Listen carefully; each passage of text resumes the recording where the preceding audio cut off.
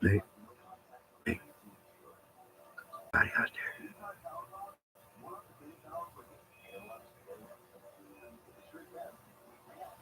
Give you a stink eye if you don't show up. How's everybody doing? I don't know who's there, but somebody's there. How you doing? Josh, how you doing, Josh? Yep, Spike's out of hospital and home. Feeling pretty good. Pain pills work. Yep, I don't take pain pills normally, so yep, they work for me. Bounce me like a super ball, so y'all be ready to get interested. Anyway, um, yep, they made an incision about that long and took out all the disc material that was all ruptured out and didn't put any screws in. Said I didn't need them. It was stable enough that they were going to leave it alone. I said okay. And 5:30 I went in. 7:30 went back for surgery, and 9:30 they called the wife and told her to start that way to come get me. Yeah, fast morning. Then I come home, took a nap. Now I'm wide awake for a little while here after all that. So, but it's feeling better. I got up from my nap, went out and walked in the yard for a little while, and actually my legs didn't hurt as bad as they've been. So that's a good sign. We'll just see how it goes after the swelling goes down and everything else happens. So, it is what it is, guys. It really is. I'm happy. I got it in, got out, and don't think I got anything to bother me. So I'm in good shape. So, got a couple of things I'm going to tell y'all about. I'm going to do a once a month primers prospectors technology show. It's going to be a call-in show. You can call in and give your ideas and call in and give your questions and call in and discuss the topic of the day or whatever. And I'll try to have a topic every week, but then there'll be an open area to ask anything else you might want to ask. But we'll have one topic and then we'll go from there to something else. I mean, you like that idea, Josh? I'm just trying to find something to do different. I don't want to do it every week. It's just too much with all I got going on, but maybe once a month, and we'll set a time to do it when a lot of other things are going on, like when Gold Rush isn't on and, not when Ed's on and, just kind of, don't run into one of my buddies, just make it where we don't clash with nobody else. And so I think we can do that and find a spot for me. So like I said, once a month, I ain't doing it all the time. So, but it'll be technological stuff. I mean, we'll talk about 3D printing parts. We'll talk about the CNC machine to make stuff. We'll talk about thermoforming and show y'all the machine and how it works and go over things and have question answer or whatever. And we'll talk about just standard sluices. We'll talk about high bankers, dredges, whatever, all the different kind of dredges, all the things I've seen. I started prospecting when I was 8. I'm 62, be 63 in this month. So yeah, I might have a few ideas that some hadn't seen that's been around it as much as I have. So, and I don't mind sharing them. I want to share those ideas. Also going to do a open source section. And the open source section is going to be where I show you how to take one or two of my trays and make something out of it yourself. And, I don't care if you copy my design. I'm making trays. I fix them for people that want me to, and you can make your own any way you want to. It's called open source. They do it on computers. It works real good. They make a source code and everybody shares it and they all work together. And so I'll make a tray and, I do custom trays too. All you got to do is call, talk to me about it. If it's legit, reasonable that I can do it within reason on cost and stuff, then I'll do it. I got boxes in the works right now to fit in a 4-inch keen dredge. Yep. Drop riffle sluice in a 4-inch keen dredge. 2 layers over and under. It's going to be different, that's for sure. So anyway, got to keep it from clogging in the bottom. That's one thing we got to worry about. So we're working on that. That's going to take some testing. But we got a lot of other things out, the water tables and all that. Right now, while my back's healing, gold rams are 25, spike strike sluices are 50. And I got those available where they can go out the door immediately in a box, ready to go. And everything else is may wait about 2 weeks to get it because it's going to take me the time to get out to the building to build it and put it together because my son doing the shipping, but he don't know how to build all that stuff. I mean, I got almost 20 products I've done in this time, and you know, in that time, sometimes I can't remember how to build stuff. If I didn't have little drawings on the wall and my little pictures and stuff in my pad, I'd have to go back and look at things. But most of them I build enough to keep up with. So, but anyway, that's the other thing that's going is that I want to do the prospector's technology, whatever we're going to call it. I don't know. Y'all come up with an idea. Tell me something. Send me an idea. All my information's in the description down there. Just send me an email. Call me. My phone number's in there. Not many people do that. My phone number's in my thing. Just don't call me late because I'm an old man, and East Coast time is East Coast time. So yeah. Don't call me too early either. 9 o'clock's early enough, and midnight or 11 o'clock's late enough. So other than that, I'll deal with it. But don't call in the middle of the night. My wife gets mad. Yeah, she does. But yeah, that's the one thing I want to do. And then I want to tell y'all a story or a joke, I guess it might be, or it could be a story, according to how you look at it. I was in the hospital today, and the nurse was talking to me, and she was going through my medication list, what you take, what you don't, and she got to Cialis, which is a daily Cialis that you take. It's for your male parts, but it's more for me. I take them for BPH, which is the prostate deal, to make me go to the bathroom not 4 times every night. So I take those, and they work real good for that. So, and then plus you get the bonus of being ready for whatever. But with my back lately, that ain't been nothing to even think about. So I haven't been taking them. So I told her, I haven't been taking those. I said, but I got to tell you about something. And she said, what? I said, I went to see my grandpa at the hospital. She said, really? I said, well, I seen him at the nursing home, excuse me. And I said, I went to see grandpa at the nursing home. And grandpa was there, and I went to the nurse's desk. And I said, I want to go down and see my grandpa. Is that okay? She said, oh, yeah, go down and see him. So I went down there and said, Grandpa, how you doing, bud? He said, oh, I'm doing okay. And I said, well, how's things going? He said, well, the food's great. And they just take such good care of me. They're so attentive.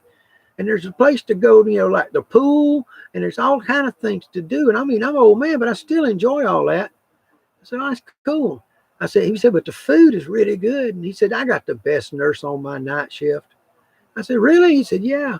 I said, he said, she comes in every night at 9 o'clock and brings me my hot chocolate and a Viagra. I looked at Grandpa a little odd, okay? He said, yeah. I said, Grandpa, you sure about that? Yeah. A hot chocolate and one of them blue Viagra pills. I said, really? He said, yeah.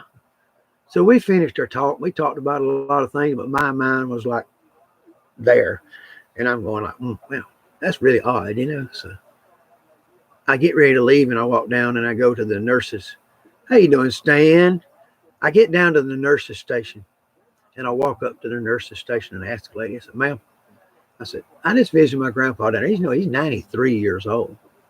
And I said, he told me that y'all giving him a hot chocolate at 9 o'clock at night and a Viagra. And I just looked at him kind of odd. I said, really, do they do that, Grandpa? And he said, yeah.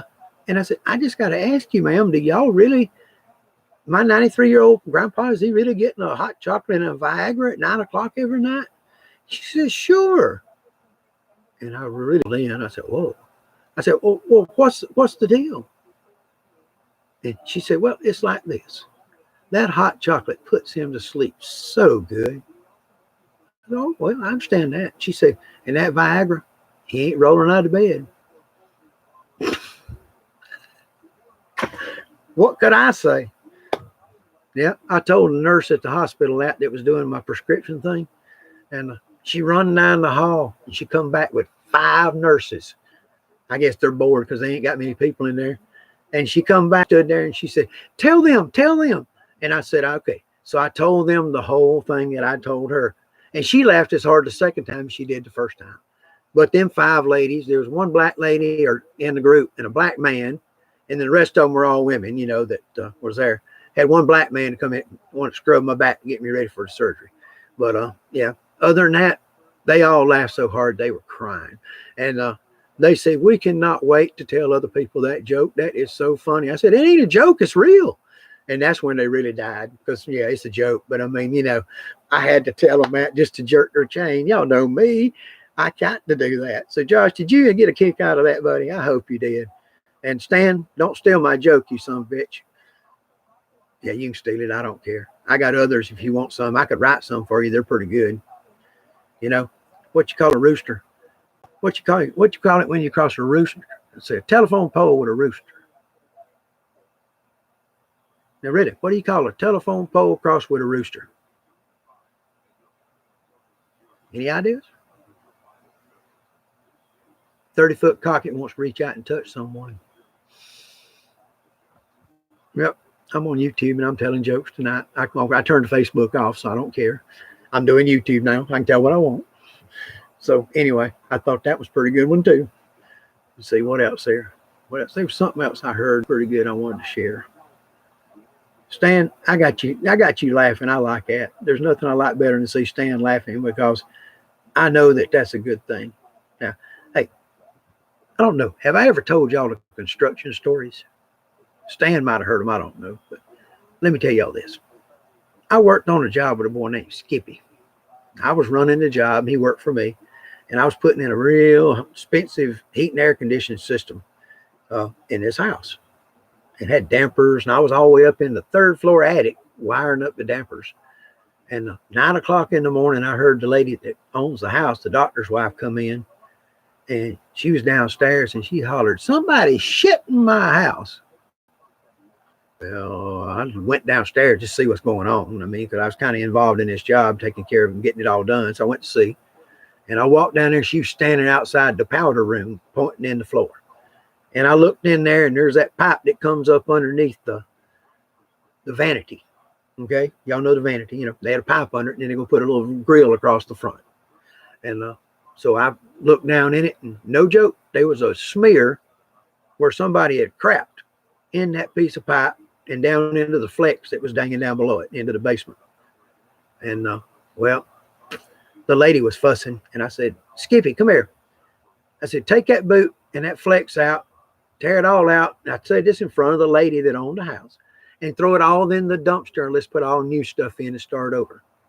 And she liked that idea. I mean, that was perfect for her. And she said, "I wonder who done that," in front of Skippy. And I said, "Well, the only people that had a house key was you, the general contractor, and the electrician over the weekend. That's the only 3 keys that were out." And she said, "Well, I know the general contractor do it, and I know we didn't do it." And I said, "Well, that gives you one choice, but I'm not getting involved in this." So we just walked out. I went back upstairs and went to work, and Skippy went doing something else. Well, about 5 minutes to 12, the electrician comes in the building. And he comes and runs up in my face and jumps in my face and starts screaming at me and tells me that Skippy somebody put that piece of flex duct in his van in the front seat with the poop in it. Yep, Skippy. So the reason I named him Skippy is because you're late out of work all the time, okay? So anyway, Skippy goes and puts the flex with the poop in it and the boot and everything, rolls it up and puts it in the electrician's front seat. And an electrician comes in there and just blesses me out. Well, I said, "I didn't do it." And so he goes to Skippy, and Skippy's like 6'2", go about 260. And the electrician's about my size, 5'7". And so he's looking up there at Skippy and just raising Cain and cussing that poor boy. And the boy's like 19 years old. And the old man's giving it to him. He's taking it. And he took it, and the old man got done and, raising hell. And Skippy said, "Well, he asked him, 'Did you put it in there?' He said, 'Hell yeah.' He said, 'If you do it again, I'll do it again.'" Because Skippy's a big cocky sucker, And I said, "Oh, no, this ain't going good." And so me and Skippy went to lunch after this guy cussed Skippy out. And so we sitting at the Kentucky Fried Chicken at Cedar Springs in Spartanburg, eating Kentucky Fried Chicken. And Skippy ain't saying a word, and he ain't eating. He's just picking his food. And I asked him, I said, "Skippy, what's wrong?" He said, "I'm mad." He said, "That son of a bitch shouldn't talk to me that way. I don't like that. That was wrong." I said, "Well, Skippy, you really probably shouldn't have put that in his van." He said, "Well, he deserved it. It should have been in his van because he's the only one that had a key. You know that. The owner knows that. Everybody knows that. And I said, okay, I agree. But I don't think you should have put it in his van. You should have said something or let me say something to him, okay? But, that wasn't called for. He said, well, okay, I'll get over it, but I doubt it. Well, you need to. So we went back to the job site. And I'd been back to work about a half hour. I'd went up to the 3rd floor and was sitting in the floor on the ground in the attic and was wiring up all these little damper wires, these little bitty wires, and wiring them up. And then all of a sudden I could feel the floor going boom, boom, boom, boom, boom, boom. The whole floor. Boom, boom, boom, boom, boom, boom. What the hell? So I started down through the house, and the further I went down, the louder it got. Louder and louder and louder till I got to the 1st floor. And when I got to the 1st floor, I started toward the back door, and it felt like I was standing on it. And it was like boom, boom, boom. And it almost lifted me off the floor. I said, what in the hell is going on? So I ran around the house and went through the basement. We had a big old basement. Went through the basement, and then there was some steps that went up into a crawl space. And when I looked into the crawl space, there was Skippy. He was standing with his legs flexed, and he had about a 3-pound hammer like this in both hands. And he had it down like this, and he was down here, and he was looking for another wire staple. Oh, yeah. This boy took a hammer to every wire staple under one whole end of a house. And then he went to the 200-amp panels, because it's 400-amp service. He went to the 200-amp panels and pounded every wire into the wires to where it almost cut them all in half.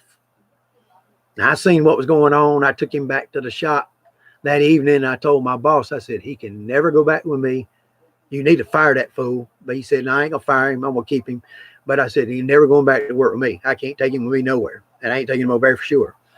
So Skippy wasn't working with me. He's working for somebody else. He stayed about another month and he was gone. But, oh, yeah, it gets better. Josh, you ready for this? The electrician gets ready to put all the breakers in the box. Skippy had been gone for a month or something like that. And the electrician starts putting breakers in the box. Now, I don't know if y'all knows what a breaker sounds like when you turn it on and it trips, but it goes, yip it, yip it, yip it. That's kind of make I sound anyway. And that breaker heard that. That electrician heard that a lot. Like every breaker he turned on done that. And he was worried to death about what in the world is wrong with this system. And under the house, he was under there a few minutes, and then he come back out, and here he comes running at me again. Yep, little electrician run up to me, my size, but he run right up in my, got in my face, and blessed me out about it again. And I said, no, wait a minute, I had nothing to do with that. I don't know anything about that. He said, well, that boy done that. It worked for you. I said, well, we fired that fool because he was Skippy. He laid out of work, and he was a fool, just like you said, so we got rid of him. He said, where's he live? I said, he lives in Easley somewhere. I said, I don't know. I said, but we got rid of him because he wouldn't do, just wouldn't work. And so he was really upset about it. I mean, there's no doubt the electrician was upset about it. But the electricians ended up putting more junction boxes under that house than this old boy's ever seen in his life. It was awful. And there's no way in the world, if I was the doctor or the inspector, that I'd have left him put all them junction boxes under that house, because he put one everywhere there was a staple took out just about. I mean, it was crazy, absolutely crazy. So, yeah, that was a nightmare of a construction site where Skippy went crazy with a big hammer. Well, the boy made him mad. Skippy was crazy. So that's what happens. So anyway, let's see. Stan, if you're still there, I got this one for you. When I was 19 years old, I was working on a Winn-Dixie store in Belton. I was sitting up on the side of a concrete wall on the scaffold and extending vent pipes. So 3-inch vent pipes. I'd run them up 3 feet. They'd put the blocks on them. I'd run them up 3 more feet. They'd put the blocks on them. You get an idea that's a really boring job. So I was sitting up on on the scaffold, and I'd take those hunks of dry mortar, that dry out, and I'd throw them suckers and try to hit the outhouse with them, porta-john. And you try to hit the vent window, because if you hit the vent window, it hits it and it just shatters and all the white dust goes inside. It's kind of fun. I mean, it's something to do when you're 19 on a construction job, okay? In the 70s, in 1970s. Can't probably get locked up doing that now, but anyway. So I was then doing that, and I'd done it a couple of times, and this old boy went in the porta-john named Red, and Red was one of them peckerheads. So Red goes into the porta-john, and he's in the porta-john, and I'm throwing rocks, and I threw one, and I nailed the vent window. I mean, nailed it center. And it went, you could see it went, boosh, and all that white dust went inside. The gray dust went inside of it in the porta-john. Well, Red swings the door open and flips me the bird and cusses me out, and then closes the door back. Now the story gets good. Oh, no, this goes, yeah, it gets better. Okay, so Skippy's in the box, and I'm sitting on the top of the wall, and the guy coming around the building named Charlie is driving a pan, big pan. Y'all know what it is. Picks up dirt in the middle with them big old tires on it. You push it with a dozer, you get stuck, a pan. So he's coming around the building. He's taking dirt out the back and bringing it around and flattening it out across the parking lot up front so they can level that parking lot and make a slope to the parking lot for a grocery store. You know how they do that. So he's working on that. And I'm on here, babe. Yeah, he so he the wife was asking me who I was talking to. Anyway, here's what happened with it. Charlie come around the building on the pan. Now, Charlie's been going around the building all day long with his pan. Turn that big old knob on the wheel, and it's power steering. So that thing is zip, turns real fast. I'm zooming around, man. I'm making y'all dizzy. I'm sorry. So anyway, Charlie comes around the building. He looks up, see what I'm doing, because I'm up standing up throwing rocks. He's looking to see what I'm doing, and he makes the corner, and then he straightens the wheel up just out of, well, he's been around the building 100 times, so he just kind of done it out of memory. Kinda. He got a little wide on the turn, and the back left wheel hit the porta-john. Yeah, with Red in it. Here's the porta-john. Now y'all know a porta-john, plastic box with some boards on the bottom like these, like that. Got those boards. Well, they're down like this. Till you turn that sucker upside down, then they're like this on the side. So Charlie hit the porta-john, and it turned over sideways on its side. Got them boards sticking up like this, and that big old lug on that tire grabbed that thing and went, and when it did, that thing went, and cut a complete flip. And then the lug hit it again, and it done another flip. And then it hit the third time, and it spun it to the side, and the porta-john was laying there with the pole sticking up. The door was facing the job site where we were at. It was all up on the job. Everything was deathly quiet because everything stopped when he hit it. Boom, boom, boom, and all that noise. So the whole site stopped. Machine stopped. Everything. Nothing moving. Everybody's looking at the porta-john. That little red button's on there. The red button that says somebody's in there. And we're watching it. The little red button's red. And it goes to a little bit of green and more green and more green. And then it goes all the way green. And there's already stuff running out around the bottom of the door. Yeah, blue and, poo. Blue and poo, let's call it that, okay? So when the door comes to, it goes and falls open, and Red, this boy was kind of red because he's redheaded and had freckles and all that on him. He poured out the door when the door opened up and landed on the ground with his breeches around his ankles, covered in blue stuff like a Smurf, and more poop than you can ever imagine in your life. And he went to the job trailer with a garden hose and washed himself for 10 minutes. And, blue stuff out of a porta-john does not come off with a garden hose. He left there looking like a Smurf, no doubt. But he put his clothes on, pulled his clothes up. He got in a Mustang, 65, 66 red Mustang.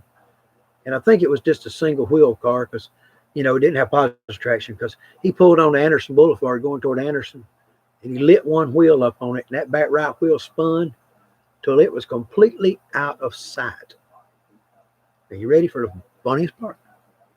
Nobody ever seen that boy again. Nobody ever heard a word about him, never heard a word from him, and the company didn't get sued. Now today, I believe Red had owned that construction company, and I'd probably been in court having to testify about it. That ain't good. But you got to admit, it was funny. And if you seen it in person, you would never forget it, because it happened to me when I was 17 years old, and I'll never forget that one, guys. It was the bomb. So, hey, John, be good, brother. Stan, thank you for coming in. Anybody else gets in here and check these out and enjoy them, put a little note. Let me know what you think, and tell me what you think about my idea on doing a Prospectors Technology show, and go into some of the details on things that make them work and why they do and what they don't, and do some testing maybe. Maybe have some of my testers on, and maybe have some testers for other people, and when they try to lift a porta potty and try to step out. Yeah, I've seen that. I've seen ratchet straps wrapped around them and lock them up where they can't get out. That's pretty funny. And I've seen people back a backhoe up against them and hold it against it and say, "You say anything and I'm going to push it over." That was pretty interesting when the guy had the bucket up against the door and he said, "You just stay there till I tell you get out, because then you ain't getting out till I let you out. And if you say anything, I'm going to push it over." And that was a position I would not want to be in. Nope, and not at all. I hope that guy ain't I hope he's my friend and is just messing with me, because if not, that could be a bad deal. So anyway, guys, hey, thank you all. Just wanted to come in a minute, and I've been sleeping, took a nap. My back's not so bad. I wanted to get up and set up a little while and just share a couple of stories and get something out of my head. I needed to talk to somebody. I'm talking to Stanley now. See, Stan's a pretty good old boy. Stan says he's going to come see me, and he never comes. But he's been sick, so that's okay. When he ain't sick, Stan, come see me. When you get out of Corona, if this don't go away, I'll just come on over and I'll Lysol you and maybe we'll hang out.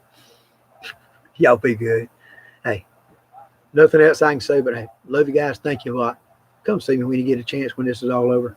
And buy you some concentrating equipment and clean up all them cons.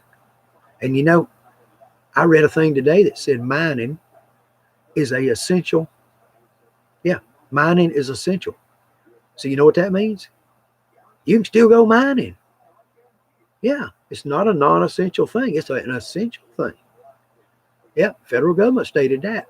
So, hey, good enough for me. Hey, I normally don't believe what the feds say, but I'll take them on that one.